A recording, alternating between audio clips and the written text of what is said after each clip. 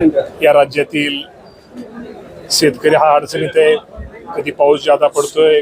कधी गारपीट होते, कधी दुष्काळ पडतोय आणि शेवटी या शेतकऱ्यांना कुठेतरी त्यांना पाठिंबा, त्या शेतकऱ्यांना कुठेतरी आर्थिक कुठेतरी मदत म्हणून सरकारने पाठीमागं या राज्याचे मुख्यमंत्री देवेंद्र फडणवीस साहेब असतील, एकनाथ शिंदे साहेब असतील, दिवंगत नेते अजितदादा पवार साहेब असतील, या सर्वांनी माझ्या राज्यातील सगळ्या शेतकऱ्यांना एक आश्वासन दिलं होतं आणि आमच्या पक्षाच्या जाहीरनाम्यात सुद्धा होतं की शेतकऱ्यांना कुठेतरी कर्जमाफीसारखा निर्णय हा घ्यायचा आणि या बाबतीमध्ये राज्याचे मुख्यमंत्री आणि दोन्ही उपमुख्यमंत्र्यांच्या सहकार्याने तुम्हाला माहिती आहे परदेशी साहेब त्यांच्या अध्यक्षतेखाली आपण एक समिती स्थापन केली आहे आणि या समितीला आपण एक काम दिलेलं आहे की साधारणतः एप्रिल महिन्याच्या पहिल्या आठवड्यामध्ये